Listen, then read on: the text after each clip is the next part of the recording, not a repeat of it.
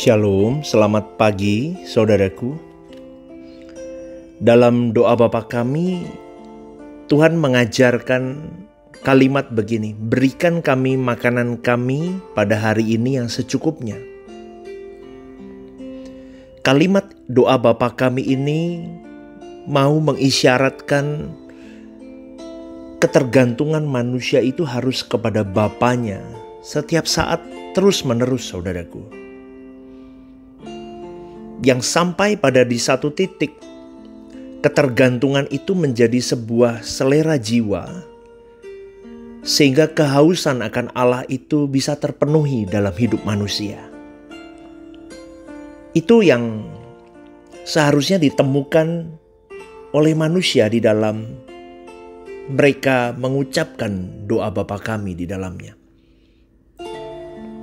Sampai pada akhirnya kita bisa mengerti bahwa ada kehausan di dalam jiwa kita yang hanya bisa diisi oleh Tuhan itu sendiri. Dan itu harus ditemukan seorang manusia.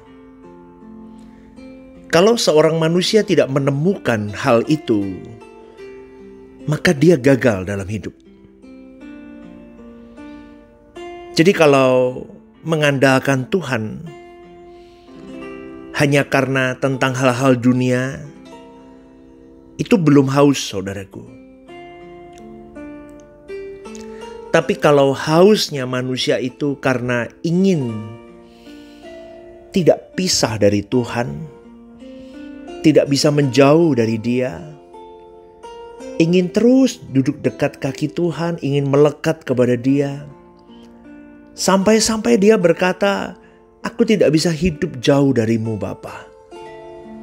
Itu baru haus yang sesungguhnya, lapar yang sesungguhnya. Karena kalau sudah sampai di pengalaman akan Tuhan sampai di level itu, maka seseorang tidak akan pernah lagi berada di dalam titik-titik memanfaatkan Tuhan untuk kepentingan atau ego dirinya. Dan itu jarang ditemui hari ini orang-orang yang mau sungguh-sungguh sampai kepada positioning itu, saudaraku. Dan itu bahaya sekali. Maka di dalam setiap kesempatan, saya selalu mengatakan bahwa gereja harus menjadi tempat di mana membawa banyak jiwa untuk benar-benar bergantung kepada Tuhan, utuh, penuh. Sehingga mereka memiliki jemaat, memiliki haus dan lapar akan Tuhan proporsional. Maka yang diberitakan harus benar-benar hal yang membawa jemaat semakin bergantung kepada Tuhan, bukan kepada pendeta atau kepada manusia.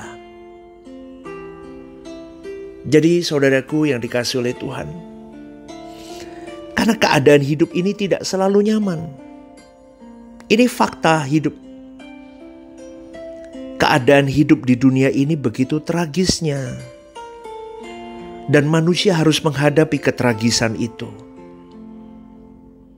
Sebentar tertawa, sebentar bersuka cita, sebentar lagi akan menangis dan meratapi hidup. Tapi Tuhan izinkan itu semua. Dan memang manusia harus mengalami itu semua. Tetapi di dalam menjalani itu semua, maka manusia membutuhkan sosok Tuhan. Sosok pribadi yang menjadi kebahagiaan mereka yang utuh. Menjadi pegangan hidup mereka yang utuh. Menjadi support system hidup mereka yang utuh. Maka bagaimana sebuah gereja kalau tidak membawa jemaatnya berlabuh kepada Tuhan? Kasihan jemaat itu saudaraku. Mereka akan terombang-ambing dengan masalah hidup dan fenomena kehidupan di dunia ini. Ketika semua dalam keadaan nyaman, finansial cukup, tubuh sehat, memang merasa tidak perlu Tuhan. Betul gak saudaraku? Dan itu banyak yang begitu, merasa tidak perlu bergantung kepada Tuhan.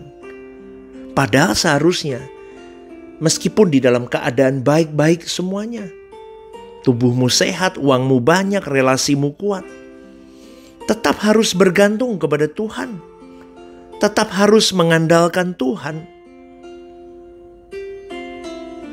Kenapa? Saya mau ajak kepada siapapun yang mendengar pagi hari ini. Kalau engkau terus bergantung kepada Tuhan, kau memeluk Dia kuat erat, kau tidak mau melepaskan Dia sedetik aja pun, saudaraku. Dengar baik-baik. Anda tidak akan pernah dipermalukan oleh Tuhan. Karena Tuhan tidak akan pernah mempermalukan orang yang mengandalkan Dia. Saya sudah berpengalaman tentang hal ini, saudaraku. Saya buktikan sendiri dalam hidup saya. Tuhan itu hidup. Tuhan tetap pelihara walaupun di tengah kelam kabut hidup. Asalkan kau dan saya tetap mencari Tuhan, tetap memeluk Tuhan, tetap pegang kuat tangan Tuhan. Kau dan saya pasti akan dibedakan. Karena Elohim Yahweh Allah Israel itu tidak pernah berubah. Dulu, sekarang, sampai selama-lamanya. Tidak pernah berubah. Ingat saudaraku, jangan kita berurusan tentang kekekalan hanya pada waktu Anda mau mati. Atau Anda sudah tua. Karena tidak akan pernah bisa. Karena itu harus dirajut jauh-jauh hari. Tidak bisa mendadak cinta Tuhan. Tidak bisa mendadak haus dan lapar akan Dia. Tapi dari muda, dari ada kesempatan, paksakan dirimu dan diriku. Kecanduan akan Dia. Tahu ya saudaraku arti kecanduan ya, gak bisa hidup tanpa Dia. Kecanduan Tuhan itu gak bisa hidup tanpa Tuhan. Kalau dalam bahasa anak muda sekarang itu bucin. Kita harus bucin sama Tuhan. Benar, kita harus bucin sama Tuhan. Mau tidak mau, kita harus bucin sama Tuhan. Sampai-sampai bucin kita ke dunia ini sudah hilang. Sampai-sampai kita bucinnya ke Tuhan aja. Maka firman Tuhan pernah berkata, ikatlah persahabatan dengan mempergunakan mamon. Bukan bersahabat dengan mamon, tapi ikatlah persahabatanmu dengan Tuhan mempergunakan mamon. Mamon kita pakai untuk bersahabat dengan Allah. Tapi hari ini banyak jemaat yang diarahkan untuk bersahabat dengan mamon mempergunakan Tuhan. Akhirnya jemaat bucinnya ke mamon, bukan bucin ke Tuhan, saudaraku. Maka pada pagi hari ini saya mau mengingatkan kita butuh Tuhan. Kita butuh pribadi Tuhan. Jadi andalkan Tuhan. Andalkan Tuhan sampai engkau kecanduan dan tidak bisa lepas dari Dia. Bagaimana caranya? Minta pimpinan Roh Kudus. Jauhkan dirimu dari hal-hal yang tidak bisa membuat dirimu bucin sama Tuhan. Buat dirimu sampai tidak bisa tidak. Segala hal dikerahkan untuk engkau bisa sampai di titik bucin ke Tuhan. Pada pagi hari ini saudaraku, ingat segala keadaan hidupmu hari ini, baik kau pandang baik atau kau pandang tidak baik, semuanya itu Tuhan mau menyempurnakan dirimu menjadi mempelainya. Jadi mestinya tidak ada yang kita anggap berharga selain Tuhan. Lakukan saja bagianmu yang terbaik. Kalau kau sudah lakukan bagianmu yang terbaik, serahin ke Tuhan. Apapun hasilnya. Jangan rusak hidupmu. Aturan apapun hasilnya.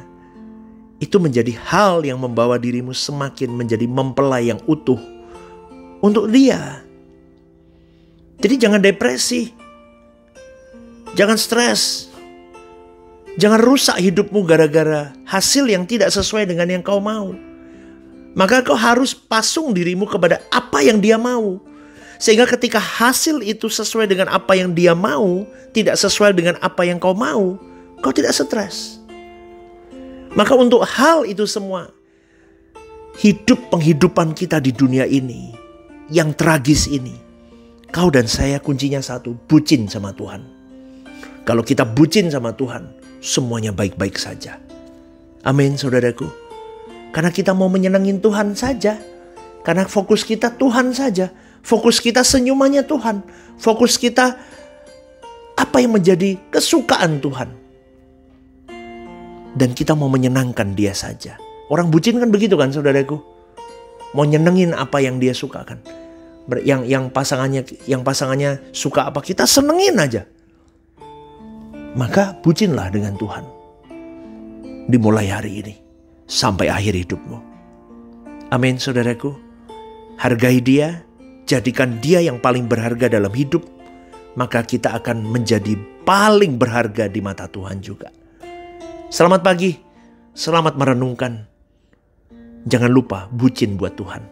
Tuhan memberkati.